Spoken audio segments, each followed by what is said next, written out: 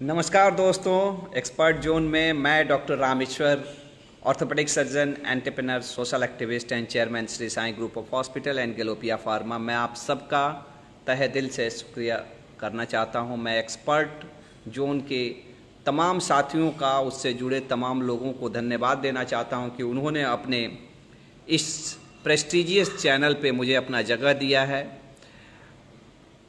सबसे पहले मैं आज के चर्चा में मैं कौन हूँ इसके बारे में मैं अपना थोड़ा सा छोटा सा इंट्रोडक्शन बताऊँगा और कुछ मेरे जीवन से जुड़ी कुछ कहानियों का भी चर्चा करूँगा। और उसके साथ साथ मैं यहाँ पे मैं अपने यूथ्स के लिए जो मुझे लगता है, जो मेरे मन में है, उसकी भी बारे में कुछ बताऊँगा।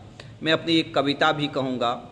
और सबसे बड़ा कि कोरोना के लिए हमारे समाज के लोगों को, आपको क्या करना चाहिए, क्या नहीं करना चाहिए, इसके बारे में भी मैं चर्चा करूँगा। और सबसे ज़्यादा जो ज़रूरी है कि मैं एक ऑर्थोपेडिक सर्जन हूँ, हड्डी का डॉक्टर हूँ, तो बोन और जॉइंट से रिलेटेड अगर आपके कोई सवाल हैं तो हम उसका भी जवाब देंगे। खास करके मैं जॉइंट पेन, घुटने में जो ओल्ड एज में तकलीफ़ रहती है, तो उसमें अगर किसी को कोई तकलीफ़ हो तो उसके बारे में भी हम लोग, आप लोगों को कोई क्वेश्चन है तो उसका हम जवाब देंगे। तो एक बार फिर से आप सभी दर्शकों का, आप सभी साथियों का और एक्सपर्ट जोन से जुड़े हुए वो तमाम पदाधिकारियों का मैं धन्यवाद देना चाहता हूं कि जिन्होंने अपना मंच मुझे दिया 1 घंटे के लिए। एक बार फिर से मैं doctor Rameshwar, orthopaedic surgeon, entrepreneur, social activist and chairman Shri Sai group of hospital and Galopia pharma. I am proud father of 2 sons and husband of a lovely woman, working on a mission to save 1 million knee joint across the globe in osteoarthritis patient without surgery। और मैं पिछले 13 साल से सिवान में work कर रहा हूँ as a orthopaedic surgeon. मैंने शुरू में जब अपना क्लिनिक शुरू किया तो जैसे सभी डॉक्टर शुरू करते हैं, मैंने एक मोटरसाइकिल लेके आया था और एक मोटरसाइकिल के साथ आया हुआ था और मैंने सदर अस्पताल में नौकरी शुरू की।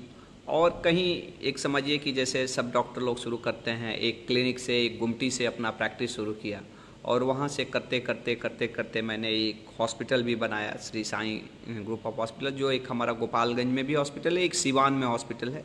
हमारा जो सिवान का हॉस्पिटल है ये 100 बेडेड हॉस्पिटल है और ये मल्टी स्पेशलिटी हॉस्पिटल है जो 24/7 खुला रहता है। और मुझे ये बात कहते हुए बड़ा फ़ख्र महसूस होता है कि ये सिवान गोपालगंज छपरा का सबसे बड़ा हॉस्पिटल है। इसमें ऑर्थोपेडिक के अलावा जनरल सर्जरी, गायनी और फिर से फिजिशियन की भी सुविधा है और ये 24/7 हम लोग सर्विस देते हैं। हॉस्पिटल कभी बंद नहीं रहा है। और ख़ास करके कोरोना काल में जब बहुत सारे हॉस्पिटल, चिकित्सक की हॉस्पिटल्स बंद थे, हमारा हॉस्पिटल खुला था। इस बात को बताते हुए मुझे गर्व भी महसूस हो रहा है आप लोगों को ये शेयर करते हुए। जो भी श्रोता हमसे जुड़े हुए हैं, जो अभी हमको लाइव देख रहे हैं, मैं उन सबसे रिक्वेस्ट करूंगा कि एक बार फिर से इस जो पोस्ट को शेयर करें ताकि ज़्यादा से ज़्यादा लोग इससे जुड़ सकें। और किसी को भी हड्डी से, जॉइंट से किसी की कोई तकलीफ़ हो तो वो अपना सवाल पूछ सके, ताकि इस मंच के माध्यम से, क्योंकि लॉकडाउन में बहुत लोग बाहर नहीं निकल पा रहे हैं, डॉक्टर से नहीं मिल पा रहे हैं, तो इस मंच के माध्यम से हम उनके जो भी स्वास्थ्य से रिलेटेड प्रॉब्लम है उसको सॉल्व करेंगे। मैं बता रहा था कि कैसे मैंने अपना सिवान में प्रैक्टिस शुरू किया और किस तरह से मेरी ये रही। 13 साल के दौरान मैंने 10,000 से ज़्यादा ऑपरेशंस किए ऑर्थोपेडिक्स के। 10,000 बहुत होता है जी। 10,000 से ज़्यादा लोगों के ऑर्थोपेडिक्स में ऑपरेशन किए। मैं एक समाजसेवी डॉक्टर के रूप में भी जाना जाता हूँ, मुझे लगता भी है कि मैं हूँ भी। देखिए, जब काम करते हैं सब लोग को खुश नहीं कर पाते हैं, लेकिन मैंने इस जर्नी के दौरान 100 से ज़्यादा गरीब मरीजों का फ्री में ऑपरेशन किया। 200 से ज़्यादा विलेज में फ्री में हेल्थ कैंप ऑर्गेनाइज किए और 1 लाख से ज़्यादा लोगों को मैंने फ्री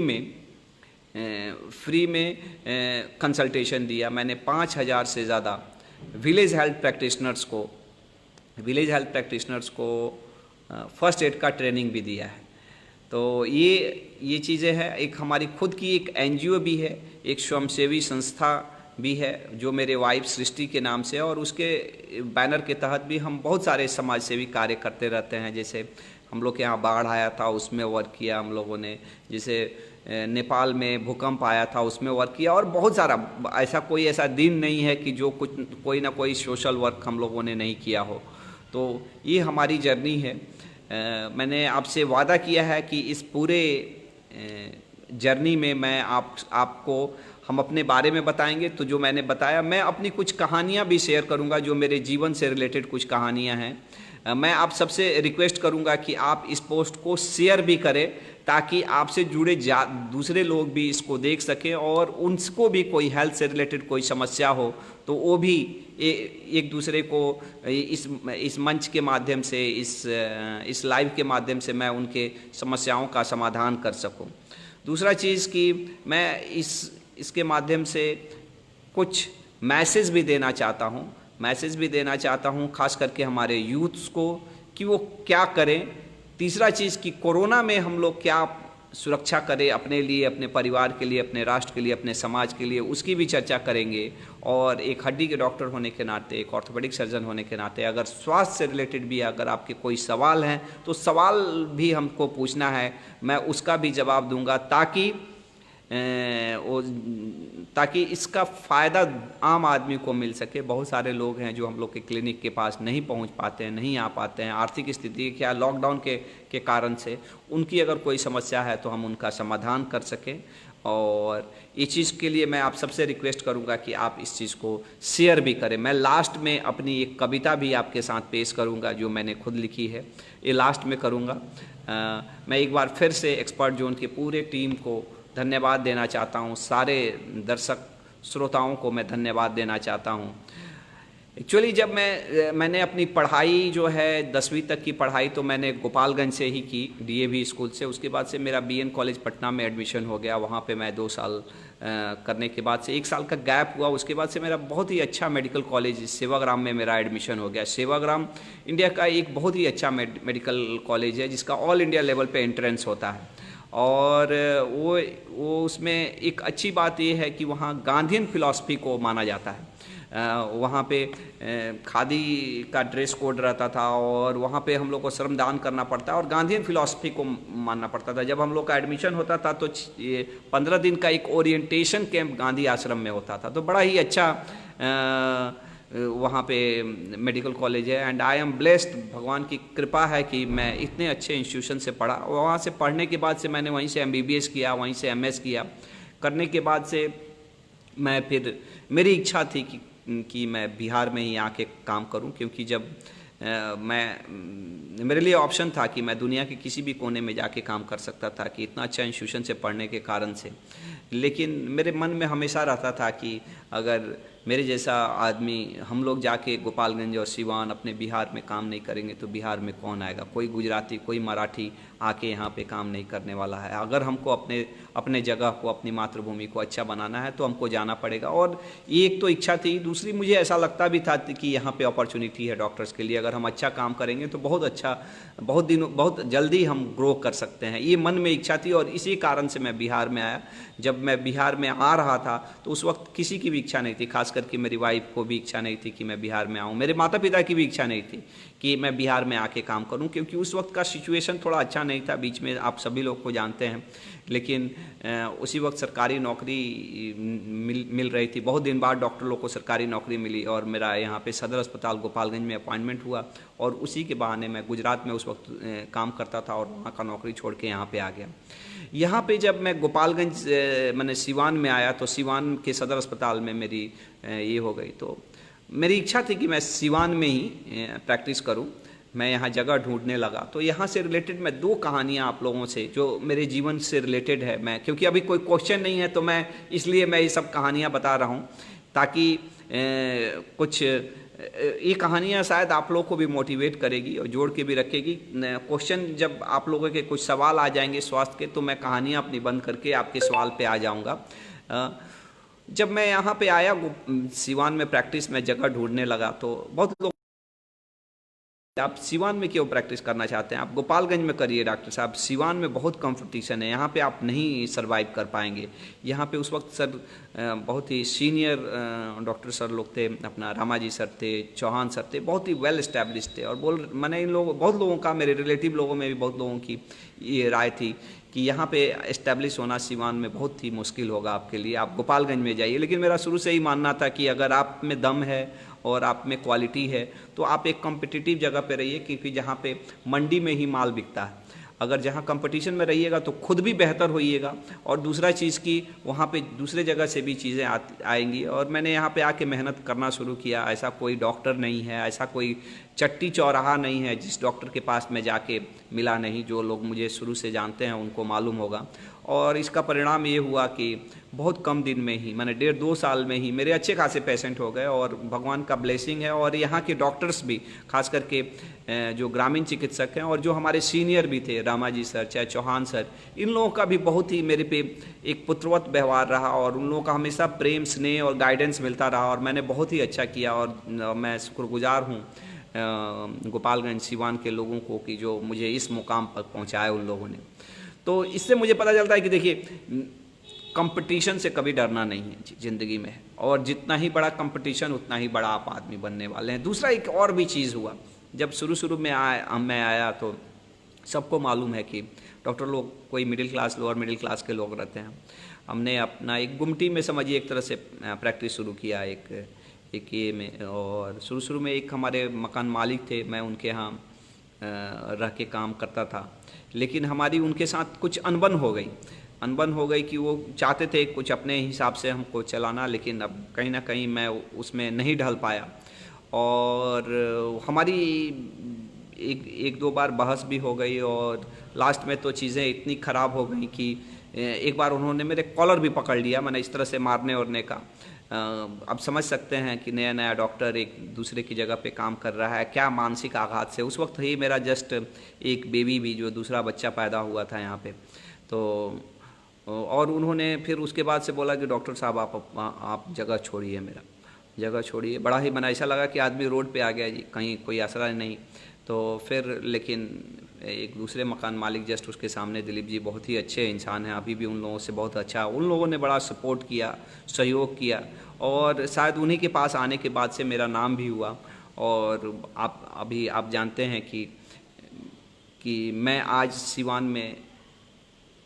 में ही क्या, सिवान गोपालगंज छपरा का सबसे बड़ा हॉस्पिटल का ओनर हूँ। और मेरे यहाँ आज के दिन में कम से कम 10 से ज़्यादा डॉक्टर काम करते हैं। और मैंने बहुत सारे डॉक्टरों को, क्योंकि मैंने जो ये स्ट्रगल और पेन जो एक शुरुआती स्टेज में डॉक्टर लोग जो झेलता है, देखता है, उस चीज़ को मैंने महसूस किया था। तो मुझे लगा कि मुझे एक ऐसा हॉस्पिटल बनाना चाहिए जहाँ पे मैं दूसरे डॉक्टर्स को, जो पढ़ के आते हैं, अच्छे जगह से आते हैं, और बिल्कुल यहाँ पे आने के बाद से उनको कुछ भी सुविधा नहीं मिलती है, कोई इंफ्रास्ट्रक्चर नहीं मिलता है, कोई सहयोग नहीं मिलता है, हर आदमी उनका शोषण करने में लगा रहता है।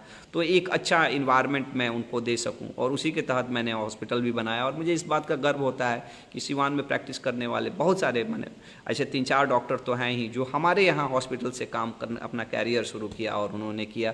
आज के दिन में वो बहुत अच्छे पोजीशन पे, और मुझे गर्व होता है कंट्रीब्यूशन है सिवान के लिए, गोपालगंज के लिए। क्योंकि अगर आप एक डॉक्टर्स को एक प्लेटफॉर्म दे देते हैं, एक जगह देते हैं, और उसके कारण से वो शुरुआती स्टेज में कंफर्टेबल हो जाता है, तो वो समाज के लिए एक बहुत बड़ा कंट्रीब्यूटर हो जाता है बाद में। और इस चीज़ का मुझे गर्व भी होता है कि मैंने इस तरह की चीज़ें की। तो मैं आपको अपनी कहानियाँ बताया, मुझे लगा कि सोचा कि जब तक कोई सवाल नहीं आ रहा है तब तक मैं कुछ कहानियाँ बताते रहूं। और मुझे लगता है कि मैंने आपको, मेरी इस कहानियों से आप बोर नहीं हुए होंगे। और ये चीज़ें देखिए, लाइफ में struggle is the part of life. और मैं एक बार फिर से जो भी श्रोता सुन रहे हैं उन सबसे रिक्वेस्ट करूंगा कि प्लीज़ आप मेरे ये पोस्ट जो लाइव चल रहा है इसको अपने ग्रुप में भी शेयर करिए, ताकि ज़्यादा से ज़्यादा लोग इससे जुड़े। और उनके कोई सवाल हो तो अब हम लोग सवाल ही लेंगे, तो उनके सवालों का हम लोग जवाब दे सकें। और एक बार मैं फिर से आप सबसे निवेदन करूंगा कि जो भी श्रोता हैं जो सुन रहे हैं अभी लाइव में, तो मेरा एक यूट्यूब का भी चैनल है, मेरा फेसबुक का पेज है, मेरा इंस्टाग्राम पे भी एक्टिव रहता हूँ, तो वहाँ से भी जुड़े, ताकि ये जुड़ाव, ये संबंध हमेशा के लिए बना रहे। और मैं उसमें अच्छे कंटेंट, स्वास्थ्य से रिलेटेड, जीवन से रिलेटेड अच्छे कंटेंट मैं डालता हूँ। और जिसके कारण से आपके स्वास्थ्य में, आपके जीवन में भी कुछ एक ये रहे और मेरा भी एक आपके जीवन में कहीं ना कहीं एक लगाव हो। तो मैं आप सबसे रिक्वेस्ट करूंगा कि अगर लाइव सुन रहे हैं तो ठीक है, लेकिन अगर आप बाद में सुन रहे हैं तो 1 मिनट के लिए पॉज करके मेरा डॉक्टर रामेश्वर कुमार और डॉक्टर रामेश्वर कुमार के फेसबुक यूट्यूब चैनल पे जाके उसको सब्सक्राइब करिए और उसको फॉलो भी करिए। अब मैं आता हूँ कि कुछ सवाल हैं तो, और उसी बीच में मैं कि कोरोना में क्या करना चाहिए और क्या नहीं करना चाहिए, एक बार मैं ऊपर से एक बार देख लेता हूँ कि क्या क्या सवाल हैं। एक आप जैसे लोगों के सवाल, डॉक्टर, हाँ, how to control uric acid, Pranav Singh ji, हाँ, यूरिक एसिड कैसे कंट्रोल किया जाए। तो यूरिक एसिड, देखिए यूरिक एसिड हमारे शरीर में खाना जो हम लोग खाते हैं उसी में जो प्रोटीन जो टूटता है, जो पचता है और अंदर में जो उसका मेटाबॉलिज्म होता है, उसी के अंतर्गत ये यूरिक एसिड बनता है। यूरिक एसिड का बनना नॉर्मल है, सब आदमी के शरीर में बनता है। जब लेकिन ये मात्रा ज़्यादा हो जाती है, उसके कारण बहुत सारे होते हैं कि ये यूरिक एसिड बनाने वाला जो तत्व है वो शरीर में ज़्यादा आ रहा है, चाहे यूरिक एसिड को ख़त्म करने वाला तत्व, चाहे निकालने वाला तत्व जो सिस्टम है थोड़ा गड़बड़ हो गया तो यूरिक एसिड की मात्रा बढ़ती है। और यूरिक एसिड की मात्रा बढ़ने से वो ज्वाइंट में इकट्ठा होता है और ज्वाइंट्स में पेन होने, खास करके अंगूठा में, पैर के अंगूठा, हाथ के अंगूठा, कितना बार घुटना में भी, एड़ी में भी कष्ट होता है। और यूरिक एसिड अगर बढ़ा है, कंट्रोल करना है तो इसमें खान पान में बहुत ध्यान देना पड़ता है। खान पान के, क्योंकि ये बार बार हो जाता है, कितना बार दवाई वगैरह देते हैं, दवाई तो हम डॉक्टर लिख देते हैं, लेकिन क्या ध्यान देना, क्या खाना, क्या नहीं खाना, इसके बारे में बहुत इंपॉर्टेंट है।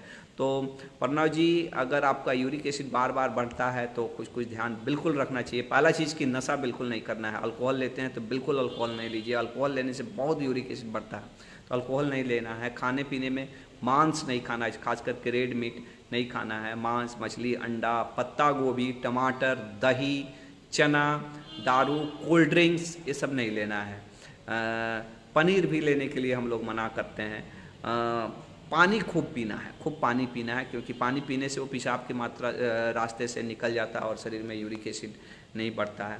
तो ये सब चीज़ें ध्यान देना है और ये सब चीज़ें हमेशा ध्यान देना पड़ता है। ऐसा नहीं है कि यूरिक एसिड एक बार है तो हमेशा के लिए ठीक हो जाता है। कितना बार दवाई वाई खाए, खान पान का ध्यान दिए तो अच्छा हो गया, फिर से हो जाता है। तो ये हमको लगता है कि ये ध्यान रखना चाहिए। और अगर फिर भी यूरिक एसिड बढ़ा रहता है तो दर्द की दवाएं और फ्यूवेक्सोस्टेट जो यूरिक एसिड कम करने के लिए दवा है उसको लेना चाहिए, वो डॉक्टर के राय से आप ले सकते हैं। मुझे आशा है प्रणव जी आपको मेरा ये एडवाइस ज़रूर फ़ायदा करेगा। और मैं आप सबसे एक बार फिर से आप सभी दर्शकों से रिक्वेस्ट करूंगा कि आप इस पोस्ट को शेयर भी करिए ताकि ज़्यादा से ज़्यादा लोग इससे जुड़ सकें और अपने सवाल पूछ सकें। डॉक्टर राजेश रंजन जी, मैं आपके हॉस्पिटल में गया हूँ, मेरे साले का पैर का ऑपरेशन यहाँ हुआ था, अच्छी व्यवस्था आपके हॉस्पिटल में, थैंक यू। हम लोग का हॉस्पिटल मैं आपको बता सकता हूँ कि मेरा मिशन भी है कि छोटे शहरों में एक अच्छा हॉस्पिटल बनाना जहाँ पे 24/7 सर्विसेज मिले, और केवल सर्विसेज ही नहीं मिले बल्कि एक अच्छा केयर भी मिले। एक्चुअली मुझे इस बात को कहते हुए बड़ा गर्व होता है कि आप पहले के हॉस्पिटल देखते होंगे कि कितना भी डॉक्टर लोग पैसा कमाते थे लेकिन एक ढंग का बैठने का व्यवस्था, एक सर सफाई ये नहीं मेंटेन होता था। जो मैंने यहाँ पे शुरू किया ट्रेंड, अब तो बाकी लोग भी इस चीज़ों को फॉलो कर रहे हैं। और एक अच्छा व्यवहार भी, देखिए हम जो कुछ भी हैं एज ए डॉक्टर, मुझे लगता है इसलिए हैं कि हमारे पास मरीज़ है, मरीज़ हमको वैल्यू देता है, चाहे मरीज़ हमारे सेवा से संतुष्ट है तो हमें भी जो भी हम कर सकते हैं मरीज़ के लिए, जो भी सुविधाएं हम दे सकते हैं उसको दें एक अफोर्डेबल कॉस्ट पे। क्योंकि हम लोग सुविधा दे के यहाँ पे हम अपोलो मेदांता नहीं बना सकते हैं, पैसा भी होने के बाद से भी हम नहीं बना सकते हैं, क्योंकि अपोलो मेदांता का एक कॉस्ट भी है। तो एक कॉस्ट को हम बिल्कुल ऐसा रखें जो बाकी हॉस्पिटल्स में लगता है, बाकी क्लिनिक्स में लगता है वो, लेकिन सर्विसेज हम दें कि बाहर जैसा। ये मेरी ये सोच है। हमारा अगर हॉस्पिटल में देखेंगे तो आपको लगेगा कि आप यहाँ के हॉस्पिटल में है ही नहीं, आप पटना, दिल्ली या बॉम्बे के हॉस्पिटल में हैं, लेकिन कॉस्ट आप कंपेयर करेंगे तो आपको कॉस्ट यहीं जैसा, चाहे यहाँ से हो सकता है 10 पैसा ज़्यादा लगे, 100 रुपया में 100 रुपया में 10 रुपया ज़्यादा लगे। तो ये मेरे लिए बहुत ही ये है। और व्यवस्था बनाने में थोड़ा मेहनत भी लगता है, लेकिन थैंक यू, आपका अप्रिसिएशंस हमें और भी बेहतर काम करने के लिए प्रेरित करता है। क्योंकि अधिकतर लोग तो देखिए शिकायत ही करते हैं, लेकिन भी शिकायत को शिकायत नहीं लिया। कभी भी मेरे फेसबुक पे भी किसी ने ख़राब कमेंट किया मेरे लिए, क्योंकि अगर हम काम कर रहे हैं तो 100 लोग, एक मेरे गुरु थे कि अगर आप तुम काम कर रहे हो, अगर कोई शिकायत करने वाला नहीं है, इसका मतलब तुम अच्छा काम नहीं कर रहे हो। और शिकायत का एक पैमाना होना चाहिए। अगर 100 आपकी कोई बड़ाई कर रहा है तो 10 अगर शिकायत कर रहा है तो वो चलता है, लेकिन अगर 10 से ज़्यादा हो रहा है तो उस पर ध्यान दो। और वो 10 पे भी ध्यान दो कि क्या वो सही शिकायत है, क्या जेन्युइन शिकायत है, क्या उस शिकायत से हम अपने आप को इम्प्रूव कर सकते हैं अपने आप में। और हम अपने हॉस्पिटल में भी ये चीज़ को ध्यान रखते हैं कि क्या ये जो भी शिकायतें आ रही हैं, क्या हम उसमें कुछ इम्प्रूवमेंट करने का, क्योंकि complain is a gift. Complain हमेशा गिफ्ट है। सभी लोग कंप्लेन नहीं करते हैं। बहुत लोग आपसे गुस्सा होंगे, कभी आपको बताएंगे भी नहीं, वो ज़्यादा आपके लिए ख़राब है। कम से कम कोई बता रहा है कि आप में ये कमी है तो उसको सुधारना और अच्छी बात है। 1 मिनट में मैं आता हूँ।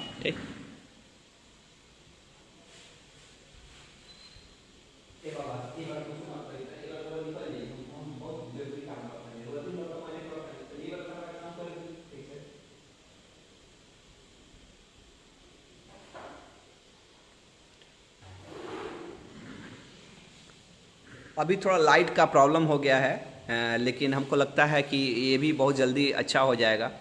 तो मैं बता रहा था कि कंप्लेन इज़ ए गिफ्ट। कभी भी ज़िंदगी में कंप्लेन मैंने कभी नहीं सोचा, और जिस दिन से मैंने ये दिमाग में रखा ना कि कोई कंप्लेन क्या चीज़ का कर रहा है उस पर ध्यान दीजिए। अपने पर्सनल बारे में, हमारे हॉस्पिटल के बारे में भी अगर कोई कंप्लेन करता है ना तो उसको ध्यान से मैं सुनने की कोशिश करता हूँ और देखता हूँ कि क्या ये कंप्लेन सचमुच जेन्युइन है कि नहीं है। कभी कभी लोग ऐसे भी कंप्लेन करता है और वो भी I respect all this people.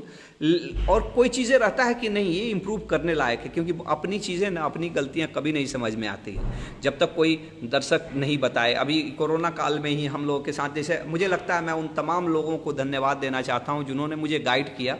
और एक्चुअली हुआ क्या कि हम लोग कोरोना में, हमारा हॉस्पिटल कोरोना काल में एक दिन भी बंद नहीं रहा है।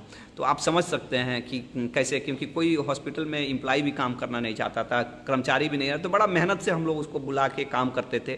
तो कॉस्टिंग ज़्यादा था। इनफैक्ट हम लोग का यही था कि अपना घर से नहीं लगे, तो हम लोगों ने ओपीडी के चार्जेस कोरोना काल में हमने बढ़ाए हुए थे।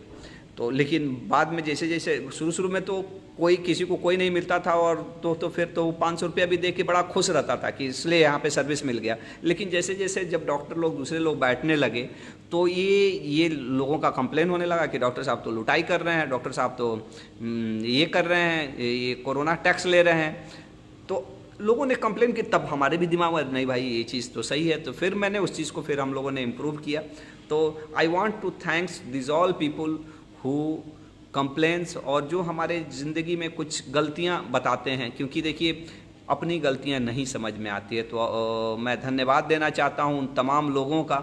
और मैं डॉक्टर रंजन जी का एक बार फिर से धन्यवाद देना चाहता हूं कि जिन्होंने थैंक यू बोला। जब कोई आपकी प्रशंसा करता है तो आपको मोटिवेशन होता है, और जब कोई आपकी बुराई करता है तो वो आपको रास्ता दिखाता है। दोनों ही बेनिफिशियल होता है। Really I am really thankful. Anand Mani Tripathi, very nice, thank you भाई। Struggle is the part, Ranjan Shrivastava ji, बिल्कुल स्ट्रगल तो पार्ट है जी।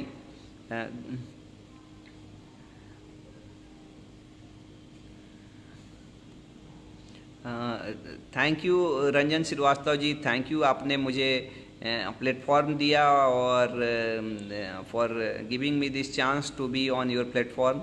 रंजन श्रीवास्तव जी, मेरी मदर 57 ईयर की हैं और उनको shoulder, he has pain from her shoulder to wrist last half month it is very painful to move hand, kindly advise sir। तो अगर माता जी को दर्द हो रहा है हाथ से लेके नीचे तक और उनको हाथ घुमाने में बहुत दिक्कत होती है, तो इसका क्या इलाज कर सकते हैं? तो रंजन जी, अगर माता जी को हाथ में कष्ट हो रहा है और हाथ हिलाने में दिक्कत हो रही है तो इसमें कारण बहुत सारे हो सकते हैं, लेकिन बहुत ही कॉमन कारण रहता है। एक तो सर्वाइकल स्पॉन्डिलाइसिस की गर्दन में कोई तकलीफ है और वहीं पे नस दिखने से हाथ में भी कष्ट हो रहा है। और दूसरा एक कारण रहता है shoulder stiffness, shoulder frozen shoulder, जिसमें शोल्डर जाम हो जाता है और उसके कारण से ही हाथ नहीं उठता है और कष्ट होता है, दिक्कत होती है। तो ये दोनों चीज़ों में ध्यान देना। दवाई वगैरह तो है ही कि आपको एनाल्जेसिक लेना चाहिए, थोड़ा कपड़ा गर्म करके सेक कर सकते हैं, मालिश नहीं कर सकते हैं। अगर उनको कष्ट गर्दन में भी है तो ध्यान देना, तकिया नहीं लगाना है, तकिया लगाती भी हैं तो नरम तकिया लगाना है, झटका मार के गर्दन नहीं भांजना है, गर्दन को ऊपर करके चाहे नीचे करके काम नहीं करना है, मालिश नहीं करना है। और सर्वाइकल स्पॉन्डिलाइसिस में एक्सरसाइज का बहुत इंपॉर्टेंस है। क्या एक्सरसाइज करना है, मैं आपसे रिक्वेस्ट करूंगा कि मेरा यूट्यूब का चैनल है डॉक्टर रामेश्वर कुमार के नाम पे, वहाँ पे जाइए और आपको एक्सरसाइज मिलेगा, वहाँ पे अच्छे से बताया हुआ है। तो वो एक्सरसाइज अगर आप करते हैं, माता जी करेंगी, तो उनको बहुत बेनिफिट मिलता है। और मैं तमाम श्रोताओं से भी रिक्वेस्ट करूंगा कि आप मेरे यूट्यूब चैनल पे जाके हमारे पेज को, हमारे यूट्यूब चैनल को सब्सक्राइब करें। वहाँ से बहुत सारे एक्सरसाइज, जो एक्सरसाइज आपको नॉर्मली डॉक्टर के पास जाएंगे, फिजियोथेरेपिस्ट के पास जाएंगे तो उसको सीखने के लिए आपको 500-700 रुपया देना पड़ता है, वो आप कभी भी देख सकते हैं और कर सकते हैं। दूसरा एक जो मैंने एक कारण बताया कि शोल्डर स्टिफनेस के कारण से, फ्रोजन शोल्डर के कारण से भी दिक्कत होती है, और ये शुगर के मरीज में बहुत कॉमन है। अगर शुगर है तो बहुत मोस्ट प्रोबेबल हो सकता है कि डायबिटीज़ अगर आपकी मदर को है तो उसी कारण से हो। अगर नहीं है, शुगर पहले से नहीं मालूम है, तो एक बार शुगर चेक कराना चाहिए।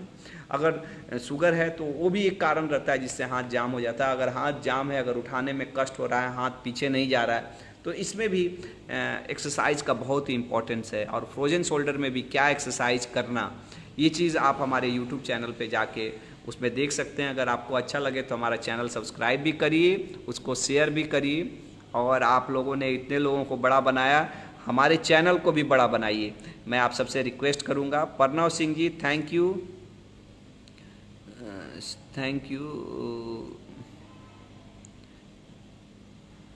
हाँ, दवा फेबुटाज ठीक है ना, बिल्कुल प्रणव जी, 40 मिलीग्राम सही है। अगर फिर भी कष्ट रहता है तो 80 मिलीग्राम का भी आप फेबुस्टेट ले सकते हैं। अगर यूरिक एसिड आपका बढ़ा रह रहा है तो ये तो मेडिसिन है, लेकिन खान पान में भी ध्यान, जैसा मैंने पीछे बताया, उसको ज़रूर करना चाहिए। अनूप कुमार जी, घुटने के ऊपर दर्द कैसे दूर होगा, कोई साधारण उपाय? अनूप कुमार जी, बिल्कुल मैं बताना चाहूँगा, लेकिन मैं आपका एज देखिए, अगर आप सवाल पूछ रहे हैं ना तो एज भी बताइए कि आपकी उम्र कितनी है। घुटने में अगर कष्ट रह रही है, चाहे घुटने की थोड़ा ऊपर में कष्ट रह रही है, अगर और नीचे बैठने उठने में कष्ट होती है, सीढ़ी चढ़ने में कष्ट होती है, चाहे चलने में थोड़ा सा हुचुक के चल रहे हैं, तो ये ऑस्टियोआर्थराइटिस का लक्षण हो सकता है। बहुत समय में थोड़ा सा उम्र होने से, चाहे शरीर भारी होने से, घुटने पे जोड़ पड़ने के कारण से घुटने की हड्डी जो है वो घिस जाती है। घुटने के ऊपर जो हड्डी के ऊपर नरम जो चीज़ रहता है, जो कार्टिलेज बोलते हैं, जिसको आम भाषा में हम लोग ये भी बोलते हैं कि हड्डी का जो ग्रीस रहता है वो डैमेज हो जाता है, और इसके कारण से दिक्कत रहती है। और इसमें मेन ध्यान ही रखना पड़ता है अनूप जी, नीचे बैठना उठना, सीढ़ी चढ़ना उतरना बचाइए। अगर सीढ़ी चढ़ते भी हैं तो एक एक सीढ़ी चढ़िए, रेलिंग पकड़ के चढ़िए। हम लोग नीचे बैठने के लिए मना करते हैं, पैखाना के लिए कमोड यूज़ किया जाए तो ज़्यादा अच्छा रहता है। तो ये सब ध्यान दीजिए। और इसमें एक्सरसाइज इंपॉर्टेंस है, एक्सरसाइज क्या करना है, इसके लिए भी आप हमारे यूट्यूब चैनल पे अनूप जी जाइए, और वहाँ पे घुटने में और घुटने के ऊपर कोई कष्ट है तो उसमें क्या एक्सरसाइज करना बहुत अच्छे से बताया है, उसको देखिए, खुद करिए। अगर आपको अच्छा लगे तो हमारा चैनल भी सब्सक्राइब करिए और इसको शेयर भी करिए जिसको कष्ट रहता है घुटने में उसके। और बहुत ज़्यादा कष्ट है तो आपको एनाल्जेसिक भी लेना चाहिए, दर्द की दवाई भी है, सिक्लोपारा कॉम्बिनेशन ले सकते हैं। थोड़ा कपड़ा गर्म करके सेक करना है, मालिश नहीं करना है, दौड़ना कूदना थोड़ा बचाना है। तो ये सब अगर आप ध्यान रखें तो आपके कष्ट में ज़रूर राहत मिलेगा। अनूप कुमार जी, संतोष सागर जी, नमस्कार सर, थैंक यू। सद्दाम अच्छा जी, नासा वाले हमारे सद्दाम भाई, नमस्कार। मंजू कुमारी, निंदक नियरे राखिए, बिल्कुल मंजू मैडम, बिल्कुल। I want to thank Manju madam for his kind words. बिल्कुल, जो आपके कभी हम लोगों को बड़ा ख़राब लगता है जब हमारी कोई शिकायत, ये हमको भी लगता है जी, लेकिन ये चीज़ को समझना है कि वैसे लोग जो आपके साथ हमेशा आपकी प्रशंसा कर रहे हैं, अगर आप वैसे लोगों के साथ पीछे घिरे हुए हैं तो समझिए या तो वो आपको यूज़ कर रहे हैं या आपको नीचे लेके जा रहे हैं। इस बात को ध्यान रखिए। आपका सचमुच कोई हितैषी है तो, और सचमुच हितैषी है तो उसको इतनी अथॉरिटी और इतनी ताकत होनी चाहिए कि अगर आपसे कोई गलतियां हो रही हैं तो उसको गाइड करे, आपको बताए। एक सच्चे साथी, एक सच्चे दोस्त, एक सच्चे गार्जियन, जो भी उसके हिसाब से। निंदक को हमेशा अपने पास रखना, इट्स नॉट बैड, इट्स हमेशा अच्छा है। Rakesh Singh ji, thank you. सूरज सिंह, नमस्ते बाबू, कैसे हैं? ग्रेट। प्रतीक बाबू, मयंक सिंह, मेरा एज 21 है, मुझे लगभग 1 साल से कमर में पेन रहता है, कभी कम होता है कभी बहुत हो जाता है।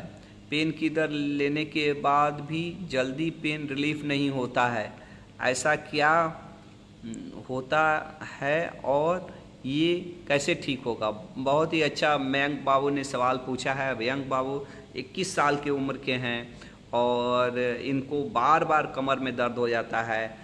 दवा लेते हैं तो थोड़ा आराम होता है, कभी आराम होता भी है कभी नहीं होता है। तो इनका पूछना है कि क्या करें। तो देखिए मयंक जी, अगर आपको यंग एज में कमर में दर्द हो रहा है तो ये आपको सावधान हो जाने की ज़रूरत है, क्योंकि अधिकतर समय, कारण बहुत सारे होते हैं लेकिन अधिकतर समय ये पोस्चरल रहता है। हमारे उठने बैठने रहने का तरीका सही नहीं है, उसी कारण से ये तकलीफ़ें होती है। और जैसा आपको जानते हैं, ये बहुत ही अच्छा मयंक जी ने सवाल पूछा, इसके कारण बहुत सारे हो सकते हैं लेकिन जो मेन कारण है मैं इस पे चर्चा करूंगा, क्योंकि जब तक आप मरीज को बिल्कुल देखते नहीं हैं सामने से तो एग्जैक्ट कारण बताना बड़ा मुश्किल है। लेकिन अधिकतर समय अगर 100 आदमी में देखें तो 90 आदमी में यही कारण होगा कि उसका पोस्चर सही नहीं, उसका बैठने का, उठने का और जीवन जीने का तरीका सही नहीं है। ये बहुत यंग एज में ये जो सोशल मीडिया है, बैठ के मोबाइल पे cutter cutter cutter cutter cutter cutter सवेरे से शाम तक लड़का लोग लगे रह रहा है ना, इससे क्या है ना कि शरीर की मांसपेशी, शरीर को मेहनत ही नहीं हो रहा है। ये दिमाग काम कर रहा है और गजर मजर काँव कीज और जो गंदगी घुसते जा रही है और शरीर जाम हो रहा है। तो कुछ स्पोर्ट्स होना चाहिए, कुछ ज़िंदगी में स्पोर्ट्स होना चाहिए। बहुत देर आप सोशल मीडिया यूज़ कर रहे हैं तो इससे बचिए। इंडियन डाटा है कि इंडिया में एवरेज टाइम जो जिस पे मोबाइल पे लोग रह रहे हैं ये समय है लगभग 3 से 4 घंटे। ये बहुत समय होता है जी। अगर आप ऐसा कर रहे हैं तो सावधान हो जाइए। बैठते हैं तो सीधा बैठना है, कमर को पूरा, जैसे कुर्सी पे बैठे हैं तो कुर्सी पे ये पूरा टेका लेके बैठना है, ठीक है ना। ऐसे ऐसे नहीं बैठ जाना है, चाहे ऐसे सामने झुक के निहुर के काम नहीं करना है, भारी वजन नहीं उठाना है, खटिया पे, गद्दा पे, भुइयाँ, छत पे नहीं सोना है। सोए हुए हैं उठना है, हमेशा करवट होके उठना है, चीते नहीं उठना है, मलना मिसना नहीं है। कुछ दिन के लिए अगर कष्ट रहता है उस वक्त ध्यान देने का कि नीचे बैठना उठना बचाना है।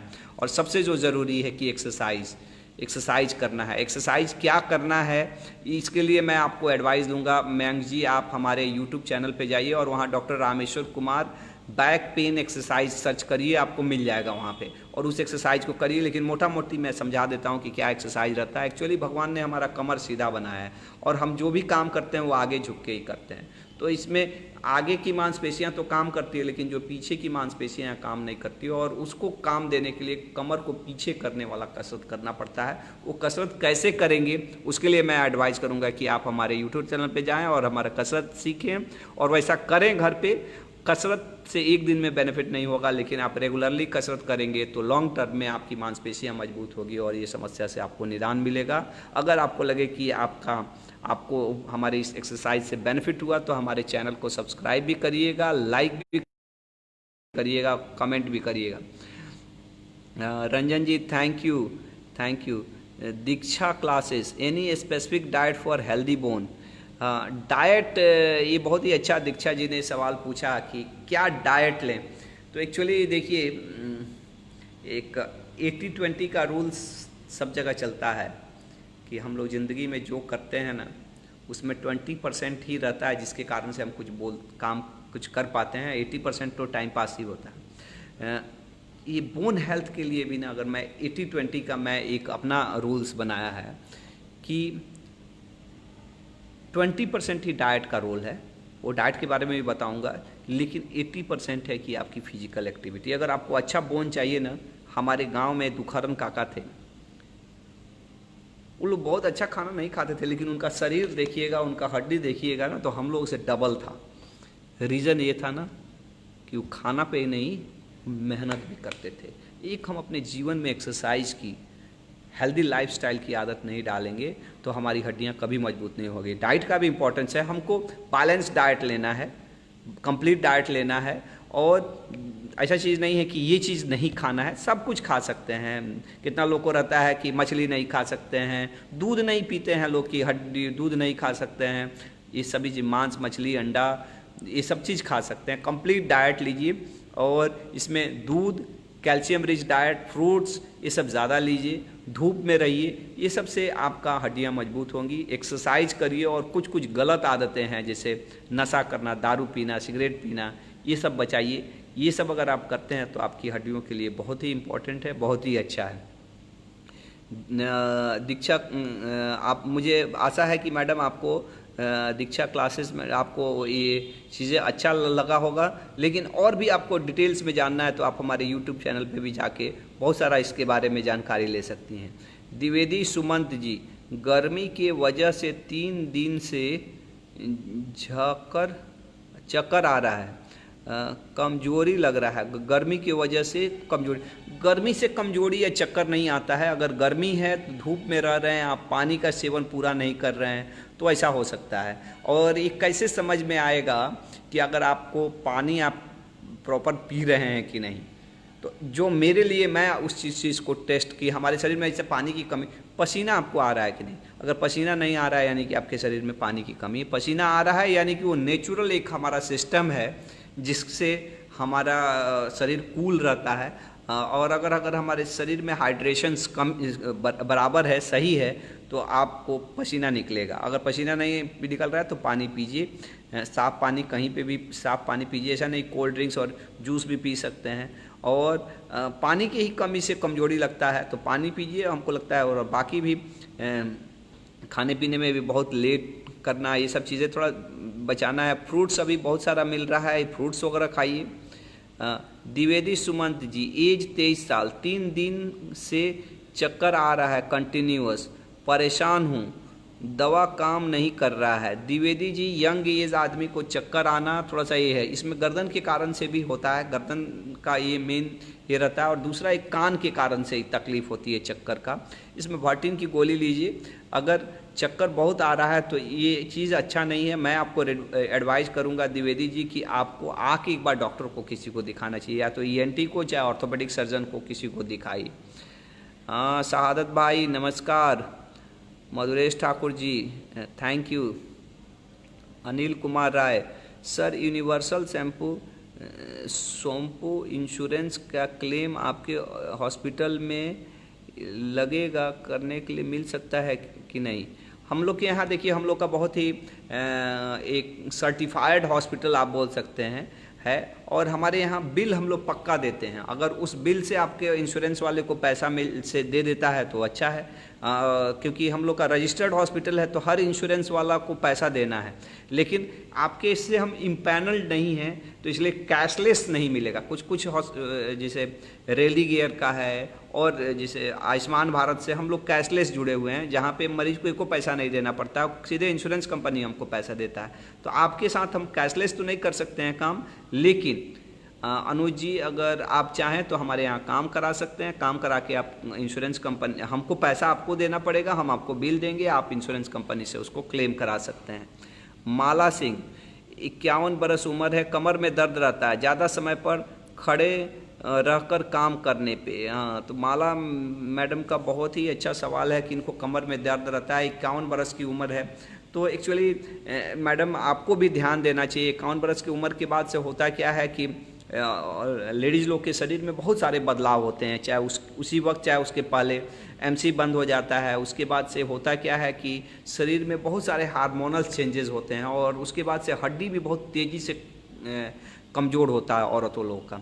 तो इसमें ध्यान देना है कि आपको कैल्शियम सप्लीमेंट लेना है, कुछ एक्सरसाइज करना है, वॉकिंग कर रहे हैं तो करिए, झुकना निहुरना आपको भी बचाना चाहिए, हार्ड बेड पे सोना है, उठना है करवट होके उठना है। और आपको आपके जैसे को ना एक्सरसाइज से बहुत बेनिफिट मिलेगा। क्या एक्सरसाइज करना है तो वही बैक एक्सटेंशन एक्सरसाइज, आप हमारे यूट्यूब चैनल पे जाइए और उसको देखिए और उसको रेगुलरली करिए, आपको उससे बहुत फ़ायदा होगा। एक चीज़ और, आपको विटामिन डी की भी गोली लेनी चाहिए, क्योंकि आपको हम लोग के देश में लगभग 80-90% लोगों को विटामिन डी की कमी है। और विटामिन डी एक ऐसा विटामिन है जो हड्डियों में कैल्शियम को डिपोजिशन में यानी उस पर जमा करने में हेल्प करता है, और कैल्शियम के जमा होने से ही हड्डियां मजबूत होती हैं। तो विटामिन डी की बहुत कमी है, तो इसलिए विटामिन डी की गोली लेना है। 60 लाख इंटरनेशनल यूनिट्स की 60,000 का गोली आता है, जिसको आप दूध के साथ ले सकते हैं। एक एक गोली हफ्ते हफ्ते दिन पर लेना है, और ऐसा 8 गोली लें साल भर पे एक एक बार, तो बहुत अच्छा रहता है। उससे हड्डियाँ मजबूत होती हैं और उससे भी पेन में रिलीफ मिलता है। और साथ में एक्सरसाइज भी करिए। एक्सरसाइज कैसे करना है ये आपको हमारे यूट्यूब चैनल पे जाने के बाद से पता चलेगा। Anuja Singh, nice, thank you. Chitranjan Singh, प्रणाम। Saddam sir, you are, thank you. Mayank Singh, sir मेरे सुबह और सांस दोनों टाइम रनिंग, सर मैं सुबह और शाम दोनों टाइम रनिंग करता हूँ और एक्सरसाइज भी करता हूँ रामदेव बाबा का यूट्यूब पर देखकर। तो मयंक बाबू, अच्छी बात है ये। तो इसका मतलब कि आप you take care of your fitness, ये अच्छी बात है, अच्छा करते हैं। लेकिन रामदेव बाबा का थोड़ा सा एक ये है कि रामदेव बाबा कुछ ऐसे एक्सरसाइज भी बताते हैं ना जो बैक में प्रॉब्लम भी कर सकता है। तो मैं आपसे रिक्वेस्ट करूंगा कि रामदेव बाबा का एक्सरसाइज छोड़ के रामेश्वर बाबा का एक्सरसाइज देखिए, हमारे यूट्यूब चैनल पे जाइए और उसको फॉलो करिए। फिर भी कोई दिक्कत होता है तो एक बार डॉक्टर को भी दिखाइए। बहुत सारा चीज़ ऐसा हम केवल सामने से बोल दें यहाँ पे तो उससे नहीं हो पाता है, और सब चीज़ आप यूट्यूब पे देख के ही समझ जाएँ तो ये भी नहीं है। लेकिन फिर भी आपको दिक्कत रहता है तो एक बार ज़रूर डॉक्टर से मिलिए, आप आके मिलिए ज़रूर। Animesh Anand ji, what you suggest club foot of my sons. तो क्लब फूड बहुत ही कॉमन है जी, बहुत ही। क्लब फूड क्या रहता है ना, बच्चा सब जन्म जब लेता है उसका पैरवा टेढ़ा रहता है, ऐसा टेढ़ा रहता है, जो हम लोग के लिए यहाँ बहुत लोग बोलते हैं ग्रहण लग गया है, ग्रहण लग गया है। और ये एक ऐसी बीमारी है ना कि जो 100% ठीक हो जाती है। केवल ये आज देखिएगा कि बहुत बड़े बड़े लोग विकलांग बन के उसके कारण से घूम रहे हैं। ये बिल्कुल ठीक हो जाने वाली चीज़ है अगर सही समय पे सही इलाज किया जाए। और अभी जो इंटरनेशनली एक टेक्निक है, एक पॉन्सेटी करके टेक्निक है, जिसके में हम लोग प्लास्टर लगा के ही, बस जब जैसे ही बच्चा जन्म लेता है तब से ही प्लास्टर लगाना शुरू कर देते हैं और उसको पैर सीधा हो जाता है। लास्ट में एक छोटा ऑपरेशन करना पड़ता है, लगभग 10 से 12 प्लास्टर लगता है, 8 से 10। और एक बार पैर सीधा हो गया तो एक ऑपरेशन छोटा करते हैं जिसमें पीछे ढीला करते हैं, और इस तरह से 3 महीने में बच्चा आपका बिल्कुल नॉर्मल हो जाता है। जब तक वो बच्चा चलने लायक नहीं होता है तब तक एक जूता दे देते हैं, ब्रेस देते हैं जिसमें पैरवा रखना पड़ता है। और ये बहुत ही सफल टेक्निक है जी। 100 आदमी को इस तरह से इलाज करते हैं ना, 99 लोगों को ठीक हो जाता है। और लेकिन इसमें यही शर्त है कि आप जस्ट आज जन्म हुआ, कल से इलाज शुरू कराइए। जितना ही समय लगेगा उतना ही इलाज डिफ़िकल्ट होते जाता है। ठीक तो हर वक्त होता है, बाद में ऑपरेट बड़ा करना पड़ता है, कितना बार रिंग लगाना पड़ता है, लेकिन ये ठीक हो जाने वाला चीज़ है। अनिमेश जी, बिल्कुल आपके बच्चे को दिक्कत है तो आप दिखाइए। Saddam Nasa ji, thank you for your love. Sakir Ali ji, नमस्कार। विजय शर्मा, सर जी आपसे बात करना चाहते हैं हम। बिल्कुल भाई, बात करिए, पूछिए क्या पूछना चाहते हैं। BISF प्रखंड, BISFI प्रखंड डॉक्टर विजय कुमार जी। विजय जी धन्यवाद, आपका नंबर है मेरे पास, इसको देख लेता मैं, बाद में आपसे बात करूँगा। नीलमणि शाही, मेरे कान के पर्दे में 80% छेद है, उसका ऑपरेशन कराना कहाँ उचित रहेगा और ऑपरेशन के बाद सुनाई देगा कि नहीं देगा। देखिए नीलमणि शाही जी, मैं हड्डी का डॉक्टर हूँ, मैं कान का डॉक्टर तो नहीं हूँ, लेकिन जितना मुझे जानकारी है उस हिसाब से बता रहा हूँ कि अगर आपके 80% छेद है तो शायद इसमें ऑपरेशन कराना चाहिए। आप कोई भी ENT के डॉक्टर जो रहते हैं उनके पास मिलिए और वो ज़्यादा अच्छे से बता पाएंगे कि ऑपरेशन करने के बाद से आपकी सुनाई वाला जो प्रॉब्लम है नहीं होगा। इस चीज़ को समझना है। एक्चुअली एक चीज़ मैं इसी क्वेश्चन से ही याद आया जो मैं आप लोगों के साथ शेयर करना चाहता हूँ कि कितना नॉलेज है जी मुझे, मेडिकल साइंस कितना बड़ा है। मेडिकल साइंस में मैं हड्डी का डॉक्टर, मेडिकल साइंस अगर इतना बड़ा है तो हड्डी इतना बड़ा है। हड्डी का मुझे उतना ही मालूम है, बाकी चीज़ें तो धीरे धीरे स्पेशलाइज प्रैक्टिस करते करते भूल गए। और हड्डी के भी नॉलेज में मुझे कितना नॉलेज है, अब आप समझ गए होंगे कि मुझे कितना नॉलेज है। मैं सब चीज़ों का जवाब नहीं दे सकता। दूसरा चीज़, एक चीज़ और भी मैं बताना चाहता हूँ आप लोगों को, ये सवाल ही आया तो जो मेरे मन में है, क्योंकि बात करते करते फ्लो में बात करने से अच्छा रहता है। जो अपने दिल की भी बातें रहती है वो करना चाहिए। कि पूरा नॉलेज, अगर पूरा यूनिवर्स में जो नॉलेज है, जो ज्ञान है, उसमें मेडिकल का ज्ञान कितना है? अगर यूनिवर्स का पूरा नॉलेज इतना है तो मेडिकल का ज्ञान इतना भी नहीं होगा। यानी कि हम ज्ञान की दुनिया में हैं क्या हमारी औकात क्या है जी? एक आध्यात्मिक बात जो मुझे लगा कि ये, और इतना ही ज्ञान लेके लोग अपने आप को ऐसा समझते हैं कि जैसे उनके जैसा कोई है ही नहीं दुनिया में। तो ये चीज़, ये घमंड होना, और हम लोग पूरा अपना ज़िंदगी लगा देना, तो हम तो दूसरा ज्ञान तो छोड़ दीजिए, जो पूरा दुनिया का ज्ञान है, अगर पूरा दुनिया का ज्ञान इतना है तो हम लोग इतना में भी हमको ज्ञान नहीं है। और जानते जानते हम अपना ऑर्थोपेडिक्स का जानते जानते ही हमारी ज़िंदगी ख़त्म हो जाएगी, फिर भी हमको ज्ञान नहीं होता। लेकिन फिर भी कुछ लोग रहते हैं कि जिनको ऐसा लगता है कि इतना घमंड की जैसे जिसका, इस चीज़ से बचना चाहिए जी। हम सभी लोग लर्नर हैं, और जब तक हम लोग सीख रहे हैं तब तक आगे बढ़ रहे हैं। जिस दिन सीखना बंद, हम बंद। मुर्दे नहीं सीखते, जिंदा ही सीखते हैं। साकिर अली जी, आज अभी मेरा लड़का 12 साल का जो साइकिल से गिर गया है, जिसका वजह सीने में चोट आ गया है, जो अभी आपके क्लिनिक में नाम है अरशद, तो हमारे क्लिनिक पे आया हुआ है। मैंने देखा है क्या बच्चे को, अब हमको दिमाग में नहीं आ रहा है जी कि वो बच्चा को कोई हमने देखा है क्या। लेकिन देखिए, अगर मैंने मेजर कोई चोट तो नहीं है लगा है, क्योंकि मेजर चोट लगा रहता तो मुझे ज़रूर दिमाग में रहता, क्योंकि आज पेशेंट भी बहुत ज़्यादा था। हमने 50 के करीब में नया मरीज़ देखा है, लगभग 40-50 पुराने भी मरीज़ हैं। तो अगर मैं भूल रहा हूं तो इसके लिए क्षमा चाहता हूं, क्योंकि हम लोग का भी दिमाग का एक कैपेसिटी है, और हम लोग चाहते हैं कि जो चीज़ें आए और जाए, ज़्यादा इसमें दिमाग में स्टोर करके नहीं रखें, ताकि दिमाग जो हार्ड डिस्क है ना, जितना कम स्टोरेज रहता है उतना ही फास्ट काम करता है। लेकिन इतना मैं बता सकता हूं कि आपके बच्चे को कोई मेजर तकलीफ नहीं है, क्योंकि मेजर तकलीफ रहता है तो रजिस्टर हो जाता है, माइनर तकलीफ ही होगा। और छोटा मोटा तकलीफ है तो उसमें घबराना नहीं है। कुछ दिन तक दर्द रहता है, क्योंकि छाती में अगर चोट लगा है ना तो हिलने डुलने वाला जगह है, सांस भी ले रहे हैं तो हिल रहा है, उसमें भी कभी खांसी आ जाएगा, छींक आ जाएगा, तो ज़्यादा हिलता है तो ज़्यादा कष्ट होता है। इसलिए दर्द ज़्यादा महसूस होता है, कष्ट ज़्यादा महसूस होता है, लेकिन अंदर में तकलीफ कम रहती है, और धीरे धीरे ठीक भी हो जाता है। उसमें समय लगता है, क्योंकि नॉर्मल कहीं चोट लगा तो उसको अगर 5 दिन लगेगा, अगर हिलाते डुलाते वाले जगह में 3 हफ्ते भी लग जाते हैं, 4 हफ्ते भी लग जाते हैं पूरा ठीक होने में। लेकिन रोज़ रोज़ ठीक ही होते जाता है, घबराना नहीं है। थोड़ा कपड़ा गर्म करके सेक करना है, मालिश नहीं करना है। खांसी छींक आ रहा है तो हाथ रख के खांसी छींक करना है, और दवा लिख के दिए होंगे वो दवा लेना है साकिर अली जी। और मैं एक बार फिर से पता भी कर लूँगा कि कौन से पेशेंट थे, वो मैंने देख लिया है कि नहीं देखा है, ठीक है ना। विजय शर्मा जी, मेरी माँ को घुटना में दर्द बराबर होते रहता, कोई उपाय बताएं। देखिए विजय जी, अगर माँ को घुटने में तकलीफ़ हो रहा है तो इसका मतलब तो यही है कि उनको घुटने का ध्यान देना चाहिए। ओल्ड एज में घुटने में तकलीफ होने का बहुत सारा कारण, लेकिन मेन कारण ये रहता है घुटना का हड्डी यूज करते करते घिस जाता है, और वो घिस गया ना तो घिस गया, वो परमानेंट टू डैमेज रहता है। उसका 2 ही उपाय है, या तो उसको बचा के रखिए, चाहे उसको बदलिए। मैंने मोटा मोटी समझिए तो माता जी के गाड़ी का जो चक्का है वो ख़राब हो गया है। जो चक्का ख़राब हो गया तो 2 ही उपाय है, या तो चक्का को बचा के रखिए, अब उस पर लोड ज़्यादा नहीं देना है, बचा के रखना है।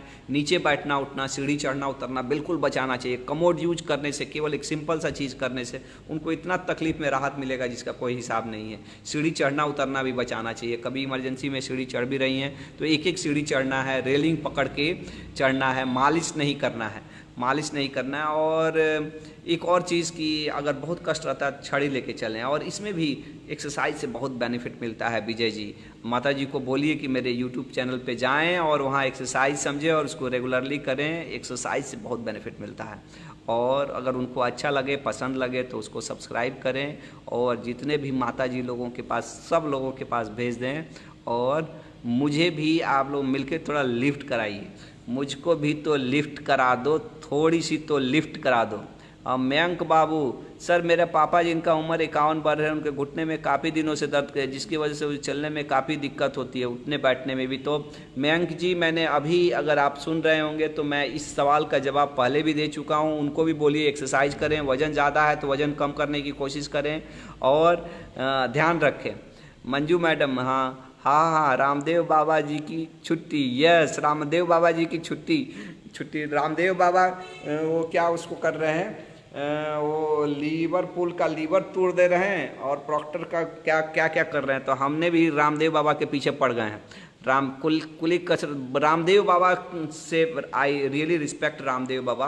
और रामदेव बाबा ने बहुत ही अच्छा, मैंने हम लोग के देश में जो स्वास्थ्य के प्रति, योगा के प्रति जो जागरूकता उन्होंने फैलाया है वो सचमुच असाधारण है और मैं उनकी दिल से प्रशंसा करता हूँ। लेकिन रामदेव बाबा में कुछ कुछ कमियां हैं। उनके कुछ कुछ एक्सरसाइज वो घुटने वालों को बताते हैं, मैंने देखा भी है। मैंने आज ही 10-15 दिन पहले देख रहा था। वो ऊपर नीचे बैठने वाला, और जिस तरह से वो बिल्कुल ना करिए भाई। अगर आपको घुटने में तकलीफ है, मयंक जी मैं आपको बता दे रहा हूँ, आप रामदेव बाबा का एक्सरसाइज आप कर ले रहे हैं ठीक है, लेकिन आपके अपने पापा को मत बता दीजिएगा वो करने के लिए घुटना का, नहीं तो वो खा जाएंगे घुटना और भी ख़त्म कर देंगे।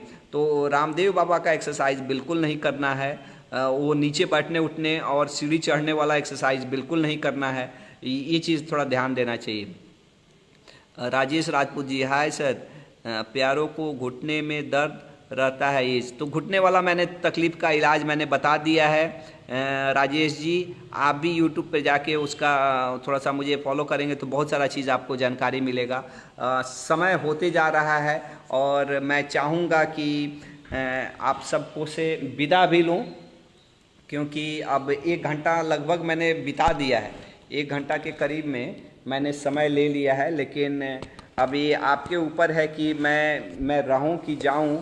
और मैं एक चाहता था कि आप लोगों से अपनी एक कविता भी शेयर करूं, तो आप लोग अगर चाहेंगे तो मैं कंटिन्यू करूंगा, नहीं तो मैं चला भी जाऊंगा अगर आपकी इच्छा होगी तो। लेकिन मैं जाने से पहले अपनी कविता तो सुनाऊंगा ही सुनाऊंगा, ये बात ये झेलाऊंगा। लेकिन आप अभी मुझे और रहना चाहिए कि नहीं रहना चाहिए, इसके बारे में आप अपना कमेंट दीजिए कि अभी मुझे कंटिन्यू करना चाहिए। क्या आप लोग को अभी तक का मेरा ये जो भी सेशन था वो अच्छा लग रहा है कि कैसा है? एक बार सभी लोग अपना अपना कमेंट करके हमको बताइए कि सब लोगों को अभी तक का, अगर आपको अच्छा लगा तो बताइए कि लव यू सब लोग लिखिए। अगर आपको लगता है कि मैंने अच्छा कुछ आपको अभी तक आपको आपके जीवन में कुछ ना कुछ एक पॉजिटिव योगदान दिया तो सब लोग लव यू लिखिए। लव यू का मतलब ऐसा नहीं है कि आप मेरे से प्यार कर रहे हैं, और फिर इसका मतलब ये नहीं है कि कुछ गलत सलत उसका मीनिंग नहीं निकालना है। लव यू माने प्यार, बस लव यू, बस केवल love you, I want love you. केवल इसमें दिल नहीं उड़ाना है, लिख के देना है लव यू। लव यू हाँ। मोहिनीश मल्होत्रा जी लव यू, चलिए थैंक यू। यूट्यूब चैनल अगर आपको ये करना है तो डॉक्टर रामेश्वर कुमार के नाम से आप यूट्यूब में सर्च करिए, आपको मिल जाएगा जी। वो इट्स नॉट बिग डील। तो कविता मैं सुना दूं, कविता में सबका यस Ranjan Shrivastava ji love you, Vijay Sharma ji love you. अच्छा चलिए मैं अपनी कविता सुनाता हूँ। ये कविता मैंने अपने वाइफ के लिए लिखा था, लेकिन ये हर आदमी के लिए है, हर अपने प्रेमिका के लिए है, या उसके लिए है जिसे आप प्यार करते हैं, उन सब के लिए है। कविता का शीर्षक है एक पागल लड़का। एक पागल लड़का हर लम्हा तुम पे मरता है, चोरी चोरी चुपके चुपके खुद से बातें करता है, खुद से बातें करते करते ख्वाबों में खो जाता है, ख्वाबों में तुमको मलिका कह के खुद को राजा कहता है। एक पागल लड़का हर लम्हा तुम पे मरता है, एक पागल लड़का हर लम्हा पे मरता है। कहता है कि तुम हमेशा मेरे साथ हो, कहता है कि तुम हमेशा मेरे साथ हो, हवा के झोंके को वो तेरे बदन का खुशबू कहता है, तुम कहीं यहीं पर हो कहकर इधर उधर भटकता है, तेरी बातें सोच सोच कर चलते चलते हंसता है, तुम हंसती है तो हंसता है, तुम रोती है तो रोता है, तुम बिन सारे महफिल में खुद को अकेला पाता है। एक पागल लड़का हर लम्हा तुम पे मरता है, चोरी चोरी चुपके चुपके खुद से बातें करता है। उसके चाहत में एक दिन तुम भी पागल हो जाओगी, उसके चाहत में एक दिन तुम भी पागल हो जाओगी, उसके पसंद के कपड़े पहनकर पागलों सा हंसती जाओगी, कभी हंसोगी कभी रोओगी, उसे ना भूल पाओगी। मेरे मरने के बाद तेरे सपने में, तेरे सोने के बाद तेरे सपने में वो आएगा, और इस जन्म की बात ही क्या तुझे जन्म जन्म सताएगा। एक पागल लड़का हर लम्हा तुम पे मरता है, चोरी चोरी चुपके चुपके खुद से बातें करता है, खुद से बातें करते करते ख्वाबों में खो जाता है, ख्वाबों में तुमको मलिका कह के खुद को राजा कहता है। एक बार फिर से मैं आप सबको प्रणाम करता हूं। मैं एक्सपर्ट जोन के तमाम साथियों को धन्यवाद देना चाहता हूं जिन्होंने अपना इतना सुंदर मंच, इतने अच्छे दर्शकों को इससे मुझे जोड़ा। और कुछ सवाल है। मेरा एज, अक्षय कुमार जी, मेरा एज 30 है। रात में सोने के टाइम कभी कभी बाहों में दर्द होता है, अपने से ठीक भी हो जाता है, क्या करें? ये कोई बहुत ज़्यादा टेंशन वाला बात नहीं है बाबू। विटामिन की कमी से भी ऐसा होता है। अगर ऐसा होता है तो एक बार डॉक्टर के दिखाने का और कोई मल्टीविटामिन की गोली लीजिए। मुझे लगता है कि आपको इससे फ़ायदा होगा। धन्यवाद दोस्तों, धन्यवाद एक्सपर्ट जोन, धन्यवाद मुझे प्यार करने वाले और मुझे सम्मान और इज्जत देने वाले तमाम लोग। Once again thank you, love you. मैं चाहूँगा कि आप लोग सभी लोग इसको शेयर भी करें एक बार, ताकि ज़्यादा से ज़्यादा लोगों को, क्योंकि मैंने बहुत सारा चीज़ें, बहुत सारी बातें बताई है जो आप सबके लिए यूज़फुल हो सकता है। आप भी इसको ज़्यादा से ज़्यादा लोगों में शेयर करिए ताकि इसका फ़ायदा ज़्यादा से ज़्यादा लोगों को मिले। Thank you, sharing is caring, love you all, take care, bye bye, सब्बा खैर, गुड नाइट।